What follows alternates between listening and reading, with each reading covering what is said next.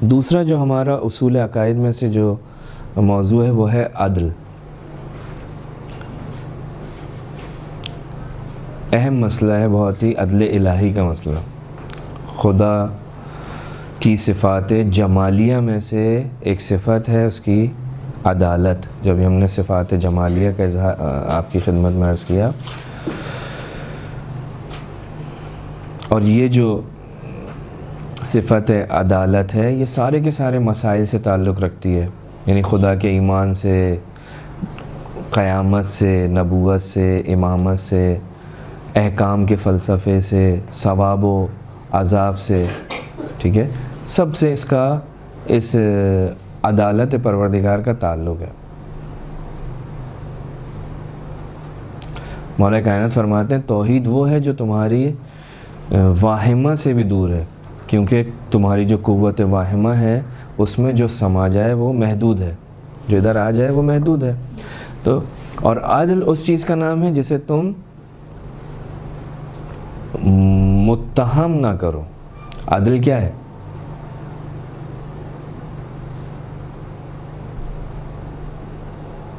عدل ہاں عدل ابھی تعریف کرتے ہیں اس میں. تو خدا کی بہت ساری صفات ہیں، لیکن ان صفات کے اندر سے یہ ایک صفت جمالیہ، اس کو اصول عقائد کے اندر علیحدہ سے ذکر کیا جاتا ہے. وگرنہ خدا کی صفات تو ابھی آپ کی خدمت میں عرض کی، مثلا رحمت ہے، حکمت ہے، عدالت ہے، قدرت ہے، خالقیت ہے، علم ہے. لیکن عدل کو جو ہے ہم کیا کرتے ہیں، وہ کرتے ہیں، بیان کرتے ہیں خاص طور پر. کیوں؟ یہ امام علی کی حدیث ہے. التوحید توحید وہ ہے جو تمہاری واہمہ سے دور ہے، ایک قوت توہم، تخیل.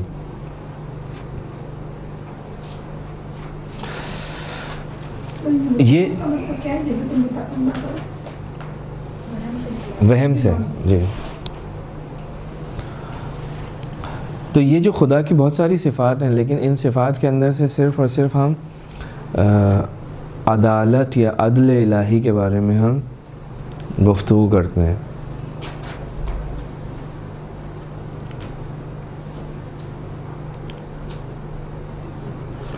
کیوں؟ ہاں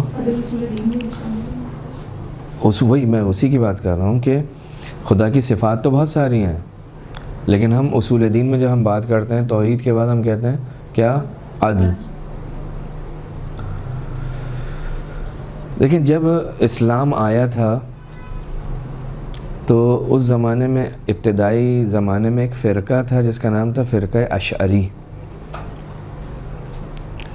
جو یہ کہتا تھا کہ خدا کا عادل ہونا ضروری نہیں ہے. مسلمانوں میں ایک فرقہ ہے، ابھی بھی اس کے شاید فالوورز ہیں، کہتے ہیں خدا کا عادل ہونا ضروری نہیں ہے. وہ یہ کہتے تھے جو خدا چاہے اور انجام دے وہی صحیح ہے، اگرچہ اسے عقل پسند کرے یا نہ کرے. مثلا وہ کہیں کہ وہ خدا جو ہے وہ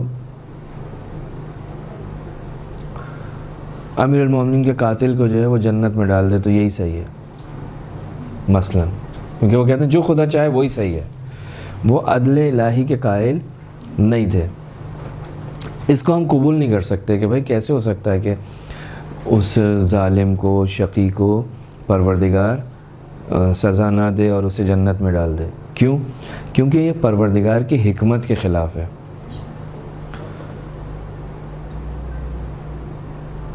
جیسے ہم قدرت رکھتے ہیں کہ ہم اپنی آنکھ پھوڑ لیں، لیکن کیونکہ یہ خلاف حکمت ہے کوئی بھی نہیں کرتا. بس قدرت کا استعمال عدل اور حکمت اور اس سے پہلے جو دوسرے وعدے ہوتے ہیں ان سب کے مطابق ہونا چاہیے. پہلے کا وعدہ یہ تھا کہ مومنین، پروردگار نے کہا کہ مومنین بہشت میں جائیں گے، فاسقین دوزخ میں جائیں گے. اب پروردگار عالم آ کر جسے چاہے ادھر کر دے، جسے چاہے ادھر کر دے، یہ نہیں ہو سکتا، خلاف حکمت پروردگار ہے. ٹھیک ہے، بس یعنی قدرت، آپ کیا قدرت، ہاں قدرت رکھتا ہے لیکن کرے گا نہیں. کیوں نہیں کرے گا؟ کیوں نہیں کرے گا؟ اس لیے نہیں کرے گا کہ عدل، حکمت اور اس سے پہلے کچھ وعدے ہیں، وہ ساری کی ساری چیزیں جب آتی ہیں تو نتیجہ ہمارے سامنے آ جاتا ہے کہ خدا یہ کام نہیں کر سکتا. ایک سبب اس کا عدل کا اصول دین میں لانے کا ایک سبب یہ ہے کہ کچھ لوگ ایسے تھے جو یہ کہتے تھے کہ نہیں جی اللہ ایسا ہے. ایک سبب اس کا سیاسی تھا، یعنی جو بنی امیہ کی طرف پلٹتا تھا. انہوں نے اس عقیدے کو رائج کیا تاکہ لوگوں کے اعتراضات کا ان کو سامنا نہ کرنا پڑے. وہ جو کچھ بھی کریں خدا کی طرف نسبت دے دیں. کسی کو حق کے اعتراض، جیسے دربار میں یزید جی کہا تھا. جی کیوں؟ وہ کہتے ہیں کیوں؟ اس لیے کہ اس دنیا کے اندر جو ہے وہ جبر حاکم ہے، جبر کی حکومت ہے. لہٰذا امیر المومنین سے جملہ ملتا ہے کہ التوحید والعدل علویان. توحید اور عدل جو ہے یہ مورد قبول امیر مومنین اور اہل بیت ہے. والتشبیہ والجبر امویان. یہ عقیدہ تشبیہ اور عقیدہ جبر یہ امویوں کا مورد تائید ہے. ٹھیک ہے، تو اس یعنی ایک سبب یہ تھا کہ تاریخ کے اندر ہمیں کچھ لوگ ایسے ملتے ہیں کہ جو اس عقیدے کے مالک تھے. کچھ لوگوں نے اس کو سیاسی طور پر اپنے لیے ڈھال بنایا. لہٰذا اگرچہ پروردگار کی بہت ساری صفات تھیں، ان صفات کو اصول دین کے اندر ذکر نہیں کیا. اس عدل کو اس کی اہمیت کی وجہ سے اصول دین کے اندر رکھا گیا. اب یہ عدل کیا ہے؟ عدل کا معنی کیا ہے؟ عدل کے مختلف معنی کیے گئے. عدل کی مختلف تعریفیں اگر آپ دیکھیں روایات میں مولا کائنات سے بھی ہیں، نہج البلاغہ کے اندر ہی مل جائے گی. عدل کیا ہے؟ مثلا عدل کی ایک تعریف کرتے ہیں ہر چیز کو اس کی جگہ پر رکھنا، یہ عدل ہے. چپل کو کہاں ہونا چاہیے، ٹوپی کو کہاں ہونا چاہیے، چشمے کو کہاں ہونا چاہیے، ہر چیز کو اس کی جگہ پر رکھنا، یہ عدل کی ایک تعریف ہے. عدل کی ایک تعریف یہ کی گئی کہ جناب حق کے ساتھ فیصلہ اور جزا. عدل کی ایک تعریف کی گئی سب کو برابر سمجھنا، یعنی عدل. عدل کے لیے کہا گیا کہ خلاف حکمت اور مصلحت کام انجام نہ دینا، یہ کیا ہے؟ عدل ہے. تو یہ تعریفیں مختلف تعریفیں ہیں جو عدل کے لیے کی گئی ہیں.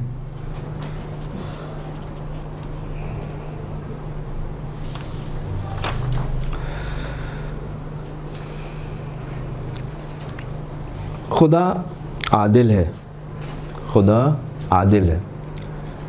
اس کے عادل ہونے پر یا عدل الہی پر دلیل کیا ہے آپ کے پاس؟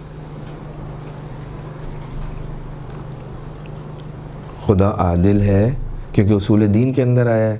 اصول دین کے اندر آپ سے کہا گیا ہے کہ دلیل کے ساتھ آپ کو پتہ ہونا چاہیے. اب جب ہم کہتے ہیں خدا عادل ہے، یعنی کیا؟ یعنی خدا جو ہے وہ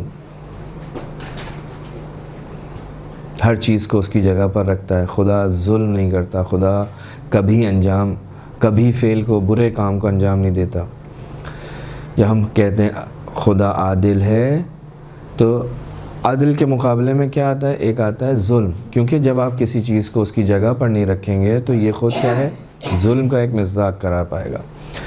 ہم کہتے ہیں کہ ظلم کیا ہے؟ کبھی ہے. ظلم کیا ہے؟ بری چیز ہے. اور صاحب حکمت خدا کبھی بھی ایسے کام کو انجام نہیں دے گا کہ جو کبھی ہو. کیوں؟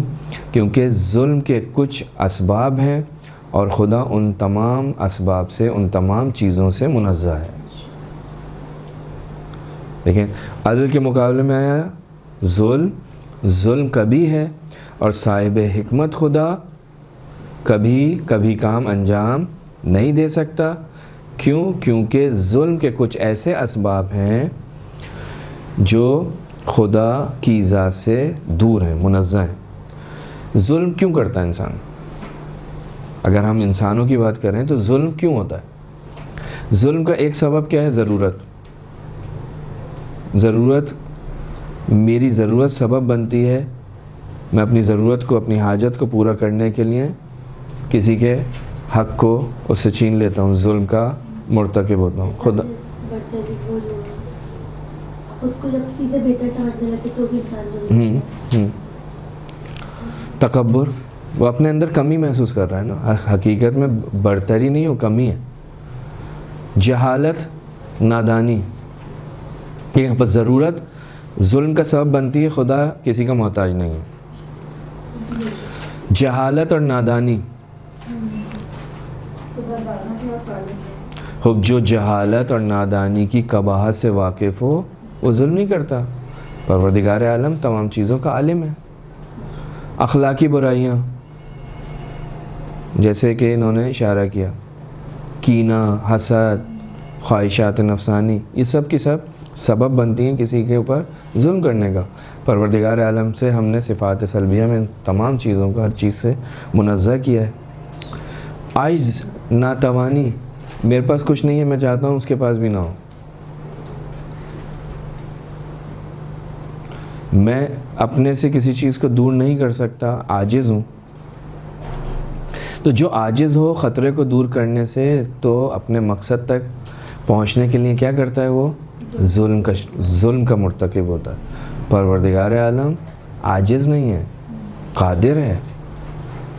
بس کوئی بھی سبب، ان جتنے بھی اسباب جو ظلم کے راستے میں معاون و مددگار بنتے ہیں یا ظلم کرنے کی وجہ قرار پاتے ہیں، پروردگار عالم کے اندر ان میں سے کوئی ایک سبب بھی نہیں پایا جاتا.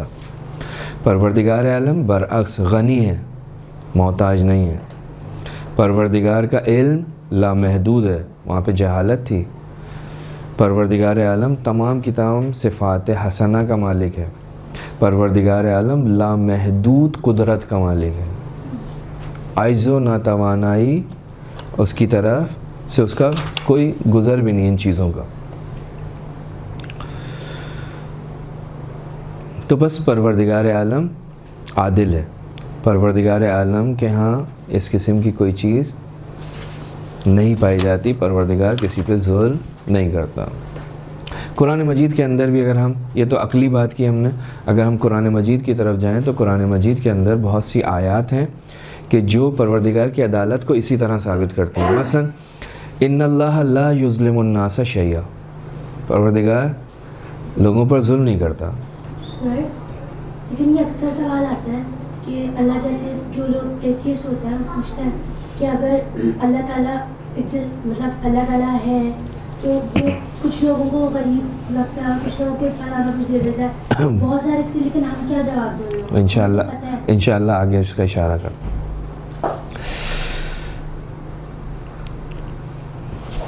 ان اللہ یأمر بالعدل والاحسان، خدا حکم دیتا ہے عدل کا، احسان کا.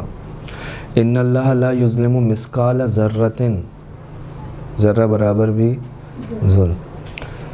تو قرآن کے اندر خود پروردگار عالم کے عدل کی طرف اس طرح سے اشارات موجود ہیں. یا اجتماعی عدالت کے سلسلے میں ہم قرآن مجید کو دیکھیں تو پروردگار عالم نے انبیاء کو بھیجا. انبیاء کے بھیجنے کا جو مختلف اہداف بیان کیے ان میں سے ایک کیا ہے؟ لِيَقُومَ النَّاسِ بِالْقِسْطِ، تاکہ وہ لوگوں کے درمیان انصاف قائم کرے، قسط قائم کرے.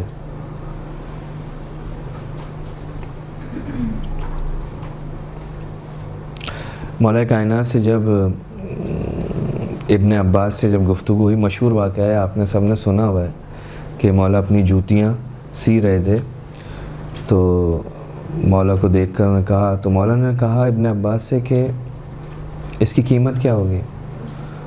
تو کہا کہ مولا اس کی قیمت تو کچھ بھی نہیں ہے. مولا نے کہا کہ اس کی قیمت میری نظر میں تمہاری اس حکومت سے زیادہ ہے، مگر یہ کہ میں اس حکومت کے ذریعے عدالت قائم کر سکوں. یعنی اس حکومت کی حیثیت اس وقت ہے کہ اس سے عدالت قائم ہو. ٹھیک ہے، بس اگر مسلمانوں کی ایک جماعت عدالت اجتماعی سے منحرف ہو گئی اور دوسروں پر اس نے ظلم کرنا شروع کیا، تعدی کرنا شروع کیا، تو ان کو اس کام سے روکنا چاہیے، ان سے جنگ کرنی چاہیے، جو قرآن مجید کا واضح اعلان ہے۔ تو بعض لوگوں نے کہا بھی ہے کہ امیر المومنین کا جو قتل ہوا ہے اس کا اصل سبب کیا تھا؟ بعض مورخین نے لکھا عدل امیر المومنین، عدل امیر المومنین سبب بنا کہ امیر المومنین کو قتل کر دیا جائے۔ خوب یہاں پر یہ سوال اٹھتے ہیں جو انہوں نے کہا کہ خدا عادل ہے تو پھر ہماری زندگی میں پریشانیاں کیسے آتی ہیں؟ یہ حادثات، یہ انسانوں کے درمیان ان کی شکلوں میں، ان کے جسم میں فرق، کسی کا صحیح و سالم ہونا، کسی کا معذور ہونا، یہ ساری کی ساری چیزیں کیوں آتی ہیں؟ خوب اس کا جواب بھی دے سکتے ہیں، انشاءاللہ کوشش کریں گے اگلی دفعہ مختصر سا اس کی طرف اشارہ کرنا ہے۔ وصلی اللہ علی محمد وعلی محمد وعجل فرجہ۔